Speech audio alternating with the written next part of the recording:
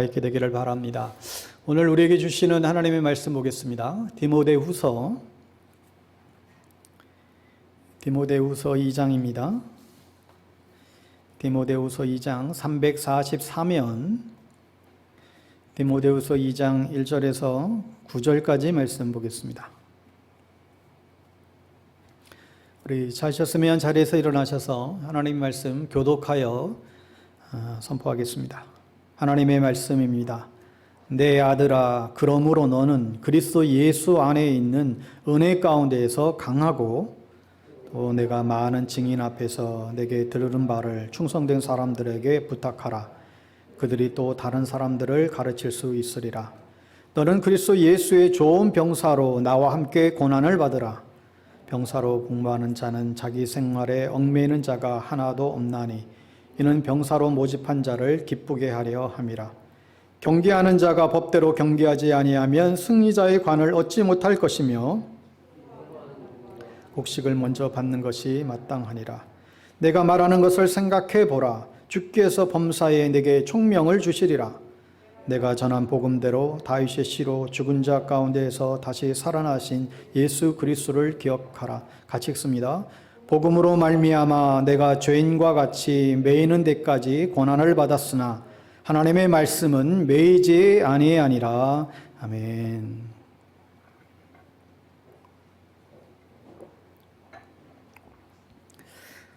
오늘은 은혜 가운데 강하여라 라는 제목으로 하나님 말씀 증거하겠습니다. 우리가 한평생 살아가면서 가장 중요하고 보람되게 여기는 한 가지 사명이 있다고 한다면 그것은 우리에게 허락하신 자녀들을 잘 교육하는 일입니다. 그게 교회든 가정에서든 그렇겠죠. 특히 우리 예수 믿는 사람들은 우리 자녀들을 신앙으로 잘 양육해야 되는 거룩한 사명을 우리는 가지고 있습니다. 그런데 이게 생각보다 쉽지가 않습니다. 이게 마음먹은 대로 되어지지 않습니다.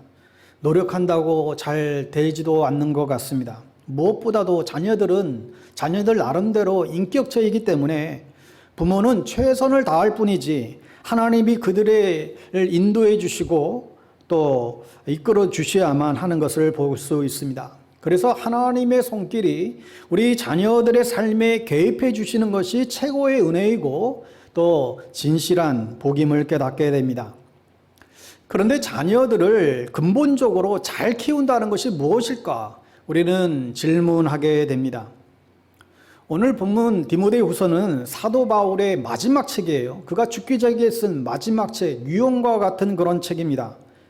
유언은 아무리 청개구리 같은 자식도 듣는다고 하잖아요. 그런데 이 편지를 쓰는 이 바울, 이 당시의 배경을 보면 굉장히 교회 안에 이단들이 공격들이 많이 있었습니다. 또한 로마가 공권력을 사용해서 교회를 기독교를 굉장하게 핍박하고 있는 그런 상황이었죠. 게다가 바울은 곧 죽을 날이 멀지 않았습니다. 이런 상황 가운데에서 바울이 아주 안타까운 마음을 가지고 유언처럼 쓴 편지가 디모데후서입니다. 이 유언과 같은 편지이니까 얼마나 중요한 말을 했겠습니까? 언젠가 제가 언급했던 적이 있는데 아직도 제 기억에 남는 아주 아쉬운 그런 유언의 장면이 있습니다. 아주 재력이 많으신 장로님이셨는데 당뇨 합병증으로 몇 번 쓰러지시다가 결국은 이제 죽음의 시간이 다가왔죠. 이때 각국에 전국에 흩어졌던 자녀들을 다 불러 모았습니다. 그리고는 그 침대 맡에서 서류 봉투 하나를 두툼한 것을 꺼내시더니 손 덜덜 떨리는 손으로 이건 큰 놈 거, 이건 둘째 거, 요건 셋째, 요건 막내 거다. 그러고는 돌아가셨어요. 제가 그 장로님의 죽음의 그 임종의 순간들을 옆에서 계속 지켜봤었는데, 세상 사람들은, 자식들 재산 싸움 안 날려고 정말 교통정리 한 방에 하시고 가셨네.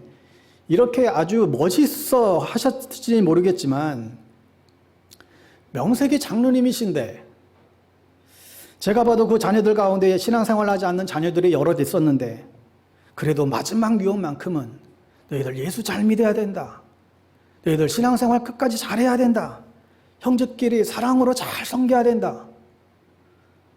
그래도 이런 권면을 하고 보너스로 재산을 남겨주시면 얼마나 더 멋지지 않았을까 이런 생각을, 그런 아쉬움을 계속해서 생각하게 됩니다. 요즘 방영되는 드라마 가운데 무슨 펜트하우스 시리즈물이 있습니다. 그냥 대충 이제 보면 부모에서 자식으로 이어지는 악의 연대기와 같은 그런 내용을, 어떻게 보면 막장 드라마와 같은 내용을 다루고 있습니다. 주인공으로 나오는 이 주단태라고 하는 사람은 그야말로 성공을 향하여 물불을 가리지 않는 인물로 등장하죠. 그런데 그렇게 된 배경이 그의 어머니가 돌아가셨으면서 했던 그 유언 때문에 그렇다는 거예요. 억울하게 숨이 끊어지는 그 순간에까지 하는 말들이, 단태야, 그 어린아이 죽어가면서, 단태야 꼭 살아야 돼. 돈 많이 벌고 번듯하게 좋은 집 짓고 부자가 돼야 돼. 그때 만약 어린아이에게 죽어가면서 너 이래도 너 세상 바르게 살아야 돼, 착하게 살아야 된다, 만약에 이렇게 유언을 했다라고 한다면 그의 인생이 그렇게 괴물이 되지 않았을 것입니다. 오늘 본문에서 바울은 유언 같은 편지를 쓰고 있죠. 바울은 일생 가는 곳곳마다 많은 제자들을 세우는데, 근데 그 중에서도, 그 많은 제자 가운데서도 바울이 특별하게 아끼고 사랑했던 제자가 바로 이 디모데였습니다. 바울이 디모데를 만난 것은 사도행전 16장에 2차 전도 여행 때 그를 만났다라고 성경은 소개합니다. 사도행전 16장 1절에 보면 바울이 더베와 루스드라에도 이름에 거기 디모데라 하는 제자가 있으니 그 어머니는 믿는 유대 여자요 아버지는 헬라인이라. 이 더베와 루스드라, 지금의 터키 남부 지역에 있는 그런 도시들입니다. 아마 이 지역은 바울이 1차 전도 여행 때도 다녔던 그런 곳이에요. 하여 디모데는 이미 바울이 1차 전도 여행 때에 만났을 가능성이 있습니다.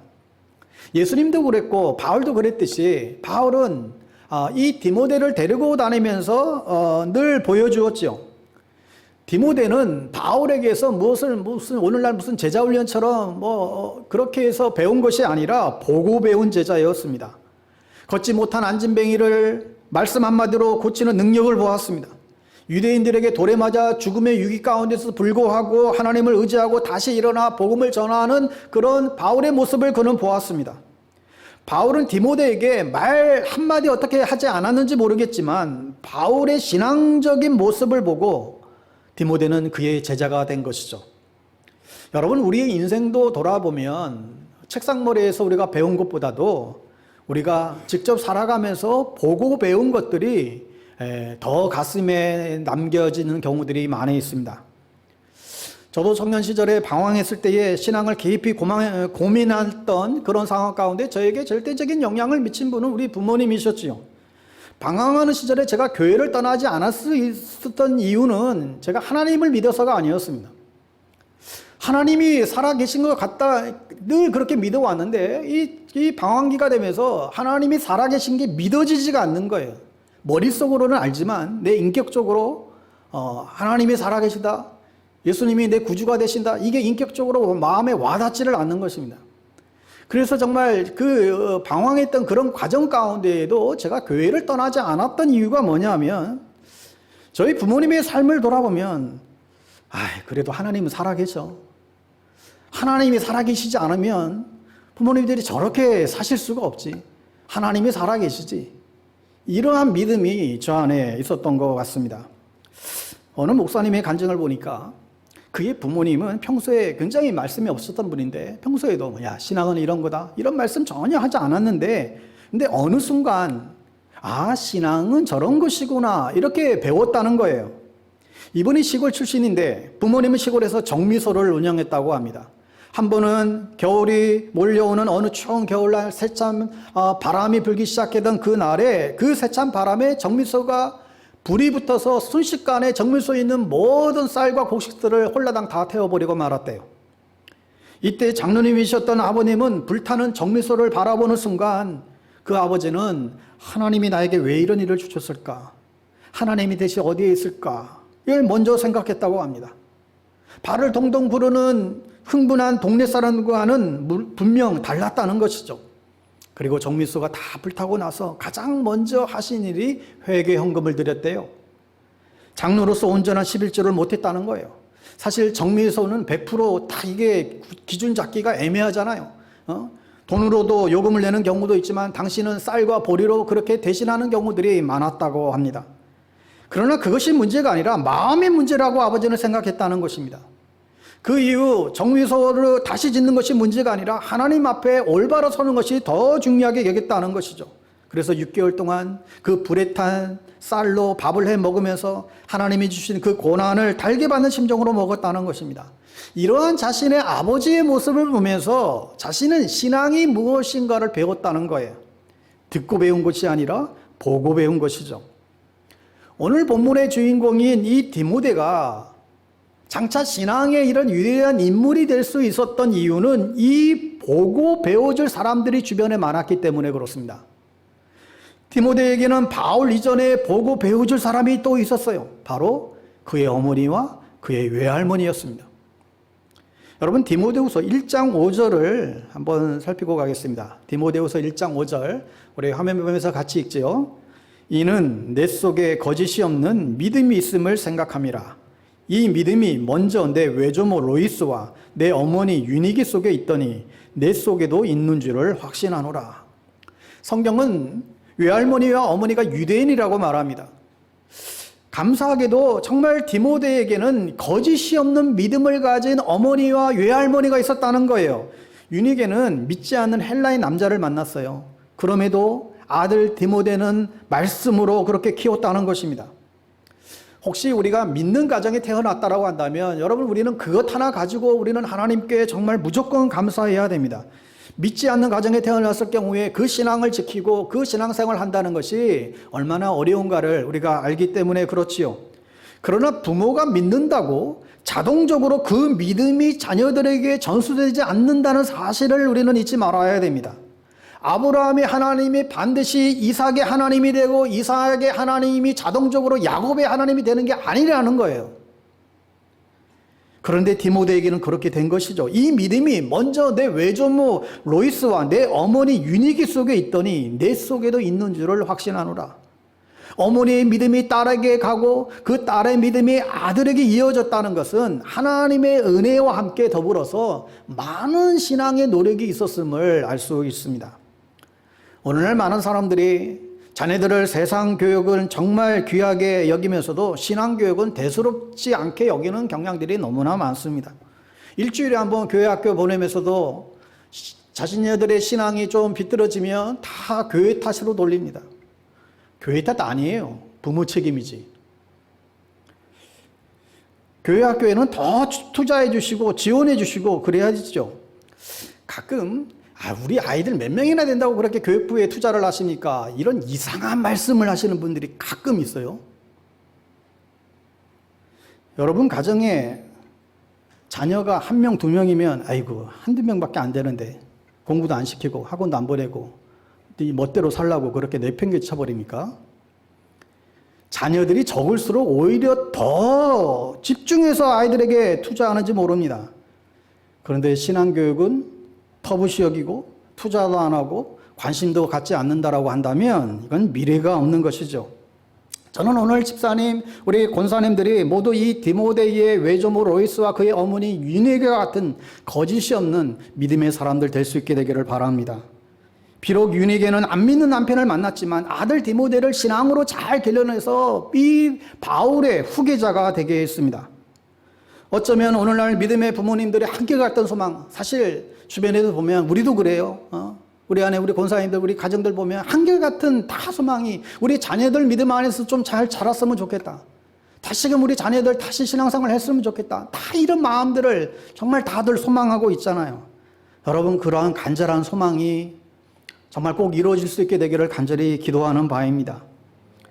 오늘 본문 1절을 다시 보세요. 바울은 계속해서 디모데에게 마지막 권면을 하고 있는데 2장 1절에 보면 내 아들아, 그러므로 너는 그리스도 예수 안에 있는 은혜 가운데에서 강하고. 바울은 디모데를 사랑하는 내 아들이다. 마치 아들처럼 여겼어요. 편지를 받을 당시에 디모데 상황이 좋지 않아요. 교회 안팎으로 디모데를 공격하고 이단이 공격들이 많고 여러 가지 굉장히 어려운 가운데 있었습니다. 자신의 뒤를 이어서 후임으로 있는 디모데를 향하여 바울은 이런 상황들을 알고 편지를 쓰기를 은혜 가운데 강하라 권면하고 있습니다. 특별히 디모데는 건강이 좋지 않았어요. 디모데전서 5장 23절에 의하면 바울은 평소에 디모데에게 내 위장과 자주 나는 병을 위하여 포도주를 조금씩 쓰라 이런 말을 했던 것처럼 디모데는 늘 위장병을 앓고 살았던 병치레를 많이 했어요. 그래서 바울이 이 아들 같은 디모데에게 한편으로는 격려하고 한편으로는 좀 단단히 마음 먹으라고 명령하는 것이죠. 디모데야, 너는 은혜 가운데에만 강해질 수 있다. 강건함으로 이 어려움을 이겨내야 돼. 예수 안에 있어야만 너는 강해질 수 있는 거야. 여러분, 오늘날 우리 아이들을 얼마나 나약하게 키우는지 모릅니다. 아이들이 조금이라도 다칠까 봐 벌벌 부모들이 떨어요. 부모가 빠지는 가장 큰 함정은 자녀를 고생시키지 않고 키우고 싶다는 거예요. 아이고, 우리 자녀들은 고생시키지 않고 키우고 싶다. 이게 함정입니다. 여러분, 고생 없이 자라는 아이 중에 중독, 비만, 자살, 무기력에 빠질 소지가 높다는 것을 아세요? 이건 통계로 나온 이야기죠. 학교에서 선생님이 자기 아들을 나무랬다고 항의를 전화하는 엄마들이 있습니다. 대학에서도 교수가 자기 아들 시험의 성적을 이상한 나쁜 점수를 줬다고 그 교수를 고발하는 부모도 있어요. 고생 없이 키운 자녀는 스스로 지혜를 터득하지 못하고 결정 능력을 배우지 못하게 됩니다. 사람은 성공을 통해서보다 실패를 통해서 사실 더 많이 배우게 되지요. 부모가 자녀의 실패를 한두 번 막아줄 수 있지만 그렇게 되면 결과적으로 자녀의 성공도 막아버리는 결과를 나중에는 갖게 됩니다. 그래서 하나님 우리 자녀들이 강하게 자라기를 바라는 거예요. 돌리 파턴이라는 사람이 이런 표현을 했습니다. 무지개를 보기 원한다면 비가 오는 것을 감수해야 된다. 비 없이는 무지개를 볼 수가 없습니다. 혹자는 또 말하기를 인간이 된다는 것은 우는 것과 밤을 지새는 것과 새벽을 기다리는 법을 배우는 것이다. 성경의 사람들과 역사적인 인물들은 가난 속에서 우는 법을 배웠고 고통 속에서 밤을 새는 법을 배웠고 어려움 속에서 새벽을 기다리는 법을 배웠다는 거예요. 토마스 에디슨은 기차에서 침을 파는 소년이었지요. 앤드류 카네기는 한 달에 $4를 고작 받고는 일했습니다. 에브라임 링컨도 통나무집에서 태어났어요. 베토벤과 에디슨은 듣지를 못했습니다. 찰스 디킨스와 핸델은 다리를 절었습니다. 그런 고난 가운데에서 그들은 강해져야만 했습니다. 그렇다면 은혜 속에서 강한다라고 하는 것은 무엇을 의미하는 거예요? 자신의 모든 것이 하나님의 은혜 안에 있다는 것을 인정하는 것입니다. 내 삶의 모든 것이 하나님의 은혜지. 내 지금의 현재, 과거, 미래, 내가 존재하는 모든 것, 이게 다 하나님의 은혜지. 또한 이 하나님의 은혜가 헛되지 않도록 날마다 자신을 하나님께 드리는 것이죠. 그러기에 은혜를 아는 이들은 결코 하나님을 떠나지 않습니다. 은혜로 충만할 때 영적으로 강해질 수 있습니다. 은혜 가운데 강해지면 쉽게 흔들리고 넘어지지 않죠. 혹여 넘어져도 회개하고 툴툴 털고 일어날 수 있습니다. 은혜 가운데 강해지면 약점도 실패도 상처도 다스릴 수 있게 됩니다. 은혜 안에 있을 때 사도 바울의 고백처럼 자신의 약한 것까지도 자랑할 수 있고 약할 때 강함 되시는 그 주님을 경험하게 되는 것이죠. 사랑하는 여러분, 주님의 은혜는 무엇보다도 우리를 강하게 합니다. 믿음이 강해지고 우리 결단이 강해지고 하나님에 대한 사랑이 강해질 때 우리는 강건해질 수 있습니다. 우리의 건강도 우리의 내면의 강건함을 통해서 우리의 건강도 사실 오는 거예요. 우리의 힘 어떤 것으로 되는 것이 아니라 은혜로 주어지고 은혜 안에 충만해질 때 우리는 강건해집니다. 왜 우리가 예수 그리스도의 은혜 가운데 살면 강건해질까요? 에베소서 6장 10절 말씀의 표현대로 너희가 주 안에서와 그 힘의 능력으로 강건하여지고 그랬습니다. 너희가 주 안에서와 그 힘의 능력으로 강건하여지고 무슨 말이에요? 우리가 예수의 은혜 가운데 살면 주님의 힘을 받게 된다는 거예요. 모세는 120세에 죽었습니다. 그런데 그 죽는 순간까지도 강건했어요. 기력이 쇠하지 않고 눈도 흐리지 않았어요. 어떻게 그렇게 됐을까요? 그가 은혜 가운데 살았기 때문이죠.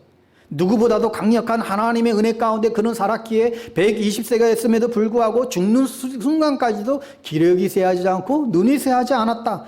항상 하나님의 영 기를 받았기 때문에 그래요. 갈렙도 마찬가지입니다. 85세인데도 내가 오히려 45세 때보다 더 강하다고 했습니다. 이것은 남다른 하나님의 은혜 가운데에 살았기에 강건한 것이죠. 여러분, 중요한 것은 육신뿐만 아니라 우리의 영혼도 강건해야만 합니다. 그런데 그리스도 예수의 은혜 가운데 살면 그 주님의 은혜로 인하여, 주님의 그 영으로 인하여, 주님의 그 길을 받아서 우리는 강건하게 살아갈 수 있다는 거예요. 여러분, 정말로 강건하게 지기를 원하세요? 그리스도 예수의 은혜 가운데 살아가십시오. 그래서 하나님의 여러분 길을 받으세요. 여러분, 이 말씀은 성경 말씀에 구약 성경이 특별히 굉장히 많이 등장하는 말씀이기도 합니다. 여호수아 1장 6절 말씀에 보면 하나님이 모세를 떠난 이후에 다시 이스라엘 백성들을 가나안 땅으로 이끌어갈 그 책임을 여호수아에게 물려주면서 주님이 하신 말씀이 그를 이렇게 격려해요. 여호수아 1장 6절 말씀입니다. 우리 화면 보면서 같이 읽지요. 강하고 담대하라. 너는 내가 그들의 조상에게 맹세하여 그들에게 주리라 한 땅을 이 백성에게 차지하게 하리라. 오직 강하고 극히 담대하여 나의 종 모세가 내게 명령한 그 율법을 다 지켜 행하고 우로나 좌로나 치우치지 말라. 여기서 이 강하다라고 하는 이 구약의 이 히브리어 단어는 이 하자크라는 단어를 쓰고 있는데 힘을 내다, 용기를 내다라는 뜻입니다. 열왕기상 2장 2절에도 다윗이 죽을 때가 되어 아들 솔로몬에게 유언을 하는 장면이 나와요. 그렇게 바람만장한 인생을 살았던 다윗이 마지막 순간에는 어떤 유언을 남겼을까? 다윗은 솔로몬을 불러놓고 말하죠. 내가 이제 세상 모든 사람이 가는 길로 가게 되었노니 너는 힘써 대장부가 되고 너는 힘써 대장부가 되라. 이어서 여호와의 명령을 철저히 지키라고 그렇게 유언을 합니다. 큰 재벌이 되라고 큰 권력을 잡으라고가 아니고 여호와의 말씀을 지켜 행하라. 힘써 대장부가 되라. 이 말씀도 원문에 보면 너는 강하고 또한 산의 대장부가 되라. 이 힘써라고 하는 단어도 동일하게 이 강하다라고 하는 이 하자크라는 단어를 사용하고 있습니다. 여러분, 다니엘도 노년에는 아무래도 육체적으로 기력이 약해지고 쇠해지고 지쳐 있었어요. 그런데도 다니엘은 늘 하나님과의 깊은 영적인 교제 가운데 있었는데 그때 하나님이 찾아오셔서 말씀하시고 용기와 힘을 더해 주셨죠. 다니엘서 10장 10절, 18절, 19절입니다. 우리 다 같이 한 번 더 보죠. 또 사람의 모양 같은 것 하나가 나를 만지며 나를 강건하게 하여 이르되 큰 은총을 받은 사람이여 두려워하지 말라. 평안하라. 강건하라. 강건하라. 그가 이같이 내게 말하매 내가 곧 힘이 나서 이르되 내 주께서 나를 강건하게 하셨사오니 말씀하옵소서. 여러분, 코로나 바이러스로 인해서 계속해서 불안과 염려 가운데 살아가는 오늘 우리들에게도 동일한 말씀을 주신다고 생각합니다. 큰 은총을 받은 사람이여 두려워하지 말라. 평안하라. 강건하라. 강건하라. 여러분, 우리의 영혼이 건강해야 우리의 몸도 건강해집니다. 우리의 마음이 건강해야 몸도 건강해져요. 마음이 무너지면 몸도 무너지게 되어 있습니다. 그래서 사도 바울은, 사도 요한은 사랑하는 자여 내 영혼이 잘된 같이 내가 범사에 잘되고 내가 강건하기를 내가 간구한다.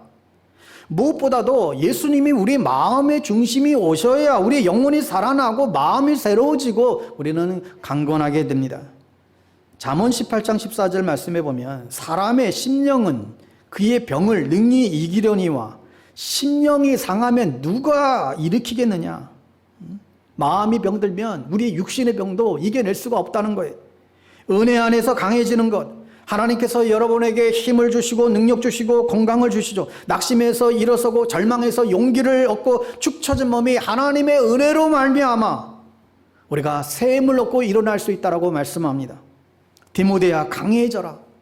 내 고집으로 강해지는 게 아니고 내 정말 힘으로 강한 것이 아니라 내 능력으로 강한 것이 아니라 은혜 안에서 강하라. 은혜 안에서 강해져라. 이것이 교회가 할 일이고 우리 신앙교육의 목표인 것이죠. 사실 세상은 약한 사람들 때문에 문제가 아니라 세상은 강한 사람들 때문에 사실 문제입니다. 그냥 강하기만 하니까 그 강한 힘 가지고 사람을 죽이고 사람을 협박하고 세상을 짓밟고 온통 시끄럽게 하는 것이죠.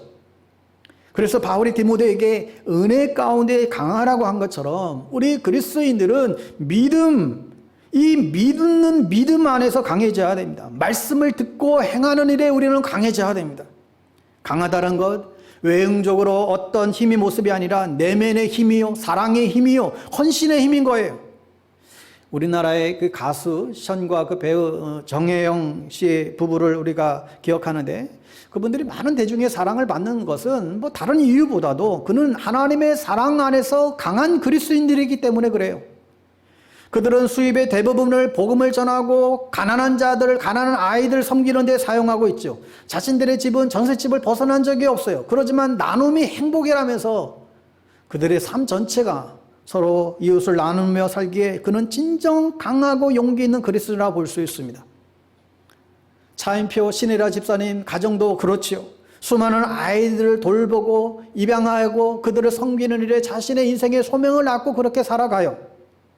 주님의 은혜를 알고 그 사랑과 섬김을 실천해 가는 사람들이 하나님의 뜻을 이루어가는 강한 그리스도인이 될 수 있습니다.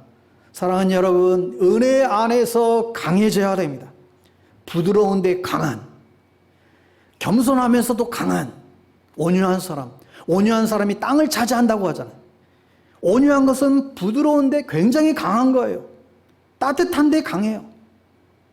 특히 오늘 우리 권사님들, 우리 집사님들 온유한 어머님들 되시기를 바랍니다.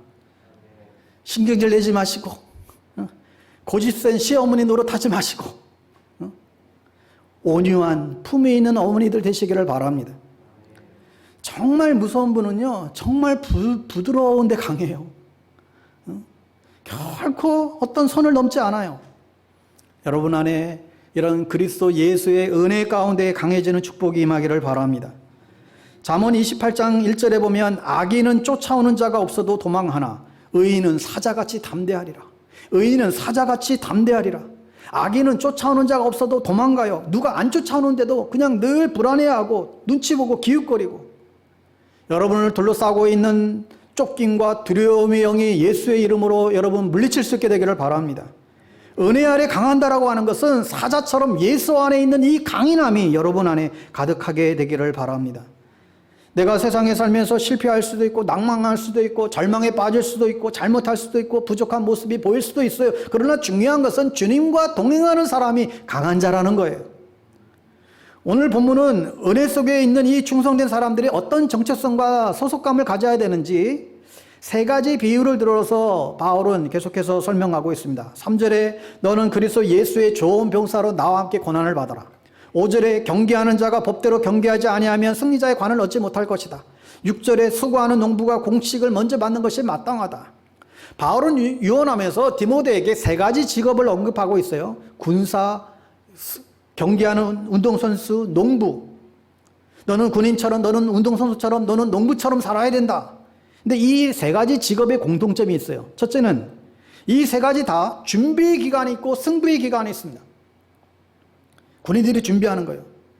평소에부터 재직훈련하고 군사훈련하고. 왜요? 언제 적군이 쳐들어올지 모르니까 준비하는 거예요. 준비 안 하고 있다가 적군이 다치면 뭐 다 죽는 거죠. 전쟁에 승리하기 위해서 혹독한 훈련을 마다하지 않습니다. 운동선수들도 얼마나 준비를 해요. 올림픽 앞두고 5년을 정말 피와 땀을 흘리는 피눈물을 흘리면서 그들이 연습하고 훈련하고 그랬다가 지금 이렇게 올림픽에 지금 참가한 것이죠. 일전에 김연아 선수가 뭐 100만 번 넘어졌다고 하잖아요. 넘어지고 또 일어나고, 넘어지면 또 일어나고, 넘어지면 또 일어나고. 얼마나 혹독한 훈련을 했는지 모릅니다. 농부가 씨앗을 심기 위해서 밭을 고르고 씨앗을 뿌리고 거름을 주고 물을 주고 녹초가 될 정도로 농부들이 일하는 게요, 정말 힘이 다해서 기진해서 녹초가 다 될 정도로 이게 얼마나 농부의 수고가 들어가는지를 모르죠. 그렇게 최후의 순간까지 포기하지 않고 일터를 떠나지 아니하고 수고하는 것이 그리스도인의 삶이라고 바울은 말하고 있습니다.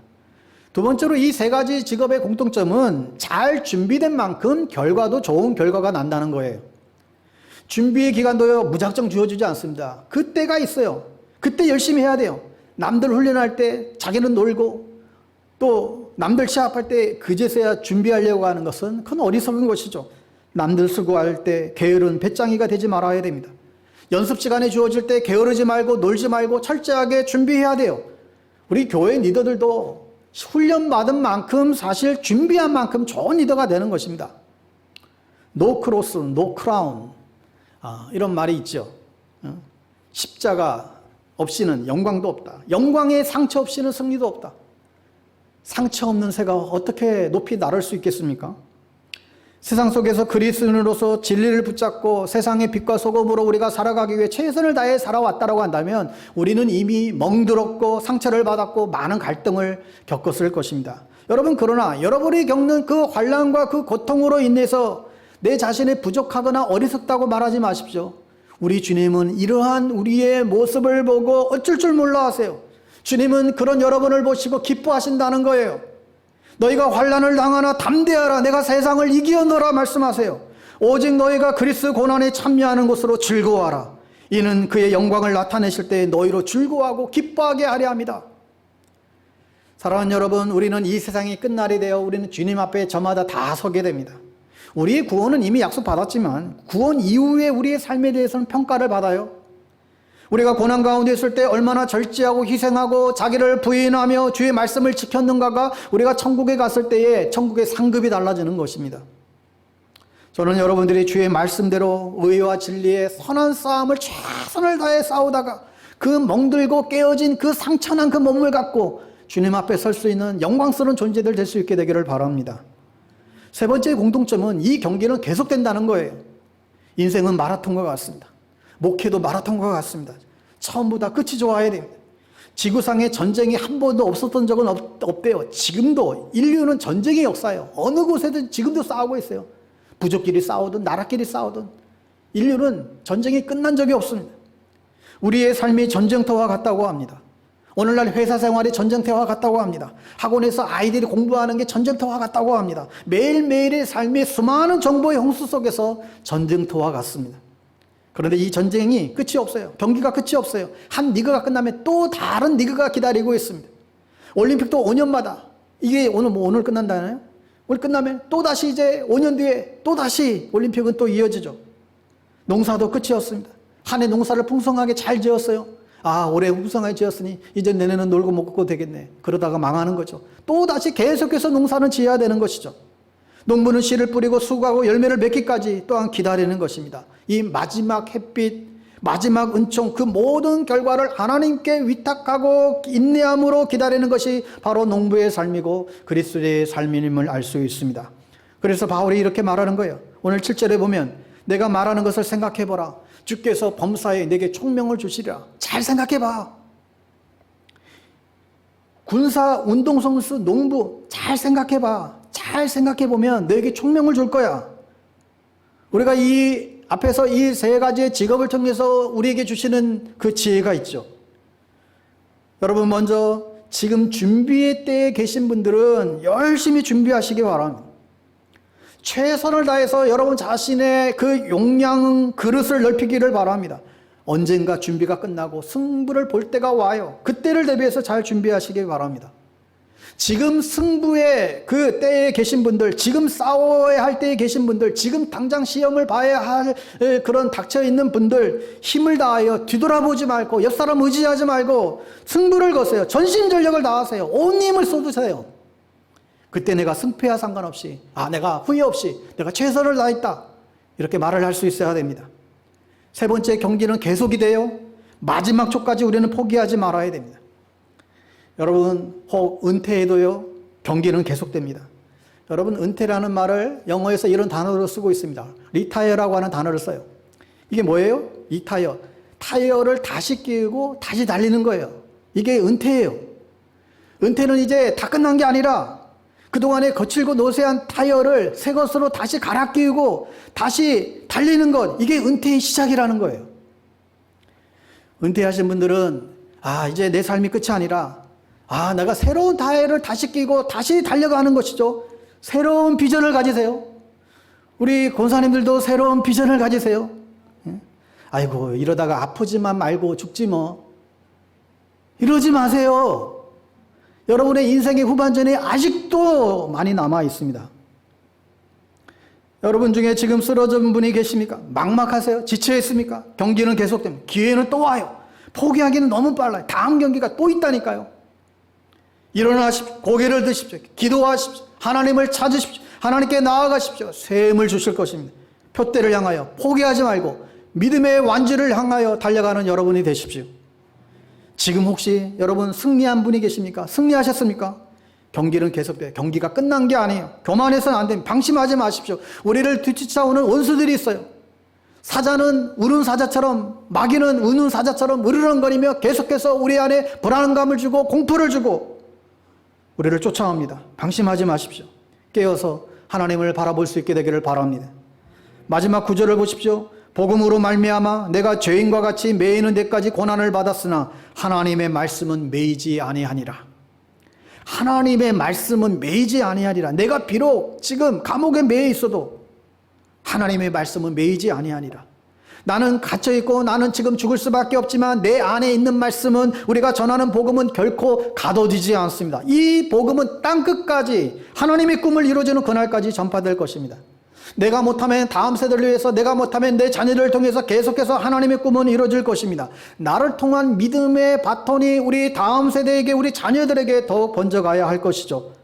부모의 믿음이 당대에 멈추지 말고 세대를 초월해서 계속 이어질 수 있게 만드는 것이 어른의 책임이고 우리 부모의 책임입니다. 여러분, 현재 한국교회 안에 모든 신자의 75%가 주일학교, 우리 교회학교 출신이라는 것을 여러분 아시죠? 직분자, 집사 이상으로 치면 85%예요. 85%가 주일학교 출신들이라는 거예요. 여러분이 그랬듯이 여러분의 자녀를 교회학교에 보내고 교회 마당에서 자라게 하면 나이 먹어도 85%는 교회에 남을 거예요. 왜 그렇습니까? 어릴 때부터 배우기 때문이죠. 어린 마음의 말씀이 새겨지기 때문에 그래요. 지난 2000년 동안 유대인들은 5살 때부터 성경을 가르쳤어요. 10살 때는 성경의 해석적인 미시나를 가르칩니다. 13살부터는 미츠보트, 계명을 배우기 시작합니다. 그리고 15때부터 탈무드를 배워요. 그때부터 일생 성경을 그는 배우고 살아갑니다. 그러면서 어릴 때부터 그들은 3가지를 가르친다고 합니다. 첫째, 평생 너를 바라보는 한눈이 있다. 하나님의 눈이다. 둘째, 평생 너의 생각에 기울이는 귀가 있다. 하나님의 귀다. 셋째, 평생 내가 할 모든 행동을 가르치는 한 책이 있다. 바로 하나님의 말씀 성경이다. 여러분, 어려서부터 성경을 배우게 하셔야 됩니다. 어려서 배운 것은 오래가고 어려서 배운 것은 가슴에 새겨집니다. 저도 어렸을 때 가정예배 때에 찬양을 배웠고 성경을 배웠습니다. 교회에서 어려서부터 성경을 배우고 자라면 오늘 2절 말씀대로 충성된 사람이 되고 이제 또 다른 사람을 가르치는 리더의 사람들이 될 수 있습니다. 우리 할머니 되는 권사님들, 손자 손녀들 장난감 선물만 해주지 마시고 성경을 선물해 주세요. 애들 유아용 성경들이 얼마나 잘 나오는지 몰라요. 동료 애들 말씀, 우리 드라마 성경처럼 아이들이 흡수하기, 소화하기 좋은 말씀의 책들이 얼마나 잘 나와 있는지 모릅니다. 그런 거 선물하세요. 장난감 사주지 말고. 다윗이 시로 알려진 시편 119편 1, 2절 말씀에 보면 행위가 온전하여 여호와의 율법을 따라 행하는 자들은 복이 있으며 여호와의 증거들을 지키고 전심으로 여호와를 구하는 자는 복이 있도다. 이처럼 다윗은 무엇을 하든지 어디를 가든지 형통케 되는 그 비결이 하나님의 말씀에 순종하는 것임을 그런 체험을 통해서 알았기 때문에 다윗은 앞에서 얘기했듯이 아들 솔로몬에게 유언을 하면서 말씀을 붙잡고 살아가는 대장부가 되라고 거듭 당부한 것이죠. 우리는 로이스와 유니게처럼 다윗처럼 믿음의 유산을 물려주어야만 하겠습니다. 자녀들의 올바른 정신과 굳센 믿음을 물려받고 살아간다면 우리 다음 세대는 걱정할 것이 없겠죠. 사랑하는 여러분, 이 시대는 믿음의 유산을 물려주기보다는 재산을 물려주고 지식을 물려주고 세상적인 것만을 물려주는 타락한 시대가 되어버렸습니다. 우리는 우리의 자녀들에게 복음으로 한 사람이라도 더 얻기 위해 술과 방탕함으로 죄악을 멀리하고 그런 자기 절제함의 그 거룩함을 지닌 그런 성숙한 그리스도인들의 모습을 우리 자녀들에게 보여주시고 믿음으로 살아가는 것이 얼마나 가치 있는 삶이라는 것을 우리의 삶을 통해서 여러분 보여주시고 가르쳐 줄 수 있는 믿음의 이 유산, 이것이 우리의 믿음의 유산이 될 수 있게 되기를 정말 바랍니다.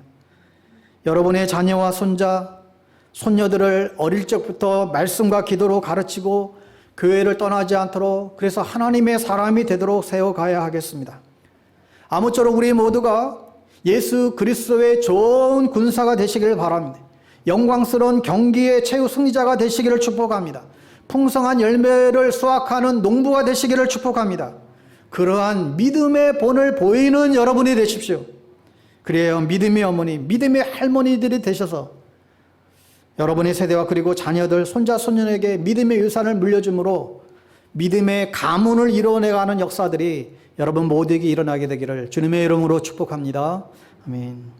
우리 찬양하고요. 함께 기도하겠습니다.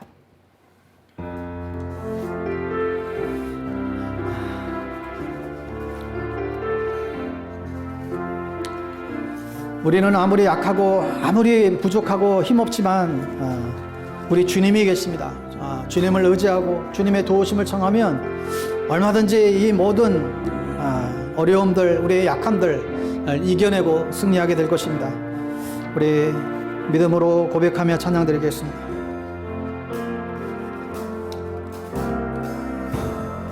약할 때 강함 대신에 나의 보배가 되신 주 나의 모든 것,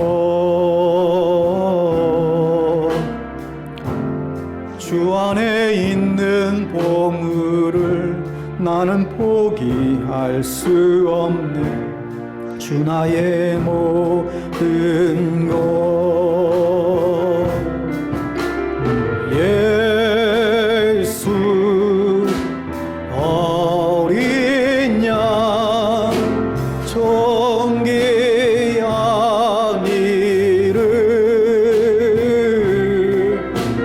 예수 어린 양 존귀한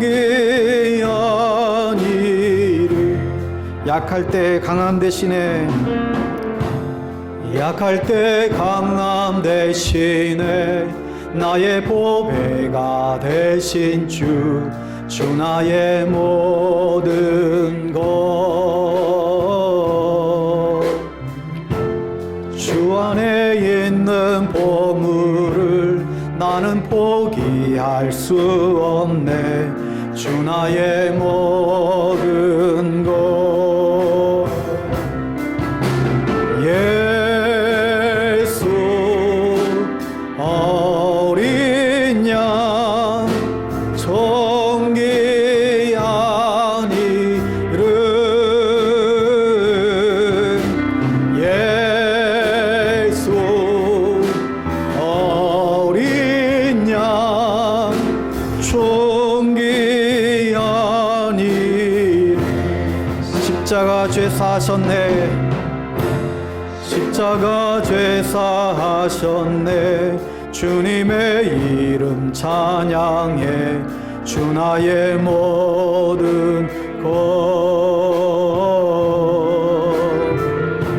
쓰러진 나를 세우고 나의 빈잔을 채우네. 주 나의 모든 것, 예수 어린 양, 예수 어린 양 존귀한 이름, 예수 어린 양 존귀한 이름.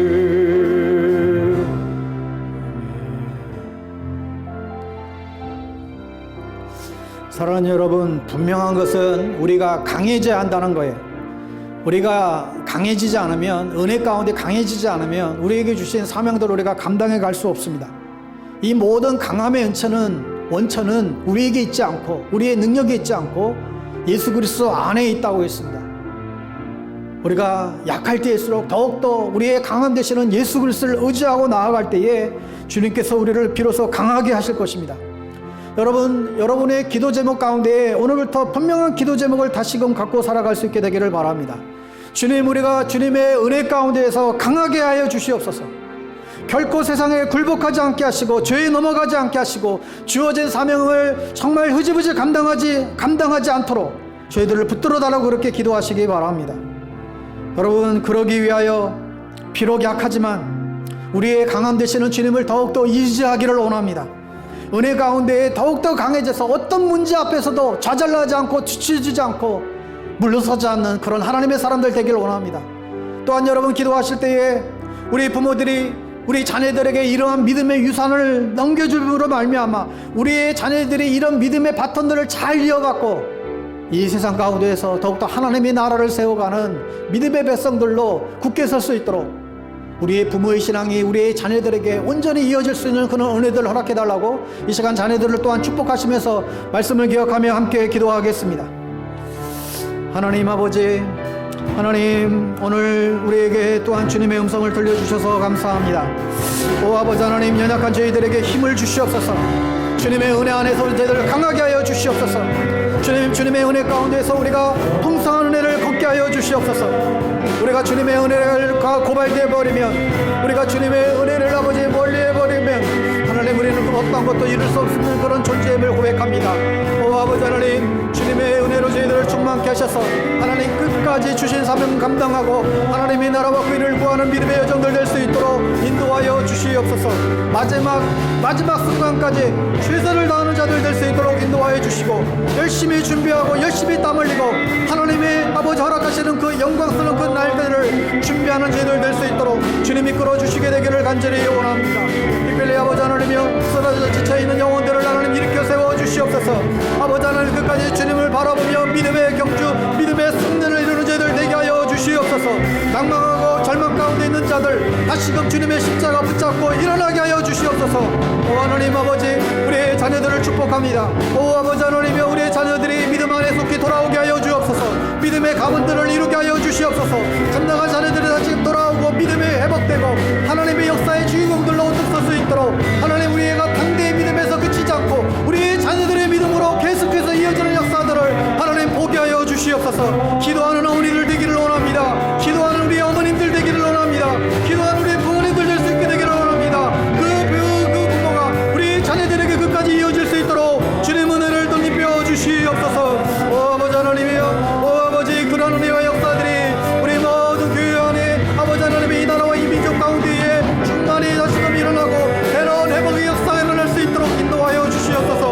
오늘도 안타까운 눈물로 기도하며 간구하며 아버지 하나님의 참으로 자녀들이 돌아오기를 원하는 아버지, 주여 우리에게도 아버지 디모데와 같은 영적인 아들들을 세워가게 하여 주시옵소서.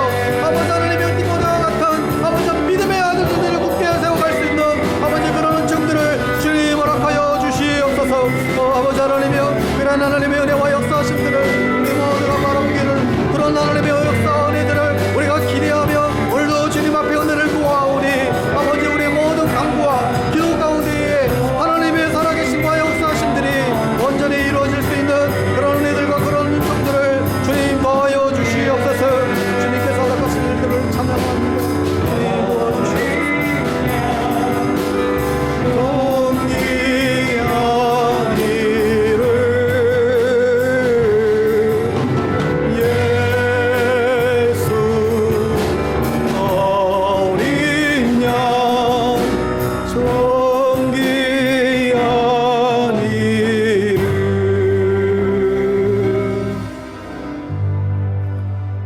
하나님 아버지, 우리가 예수의 이름을 믿고 예수의 이름의 능력 앞에 우리가 서게 해 주셔서 감사합니다. 세상 속에 물들지 않고 믿음의 사람으로, 기도의 사람으로 저희들을 삼아 주셔서 감사합니다. 오 아버지 하나님, 주님의 은혜 아래 거하는 것이 우리의 강함의 근원임을 분명히 믿습니다.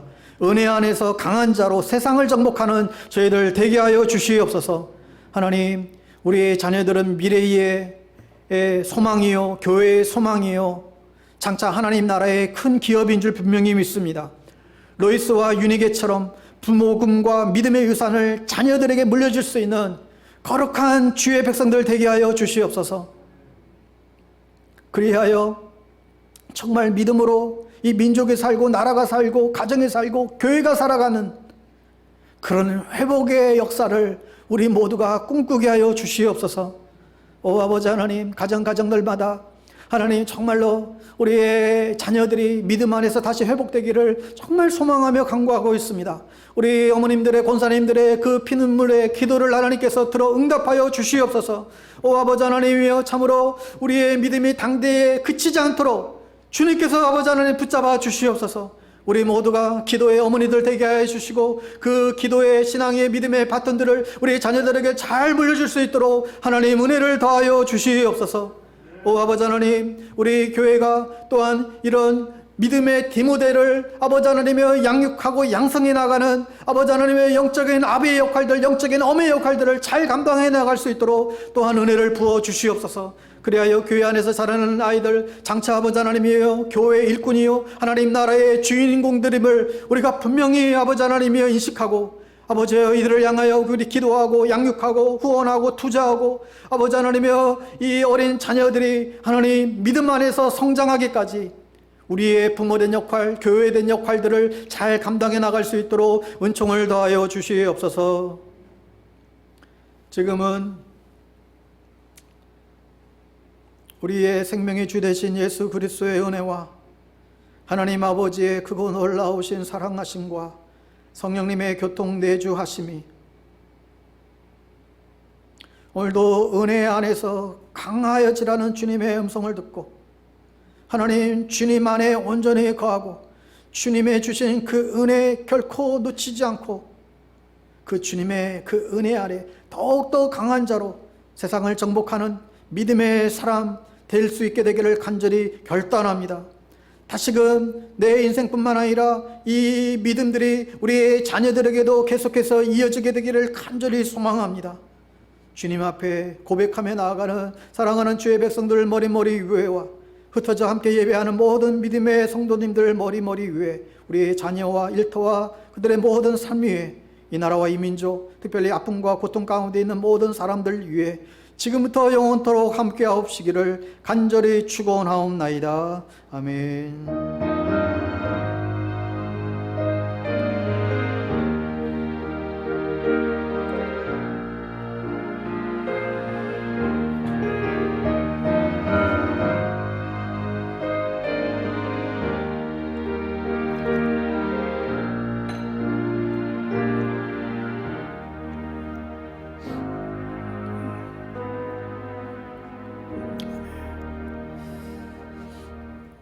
네, 오늘도 함께 예배에 동참해 주신 모든 분들을 감사하고 사랑합니다. 한 주간도 믿음 안에서 잘 승리하시고 또 무더위도 잘 이겨낼 수 있게 되기를 바랍니다.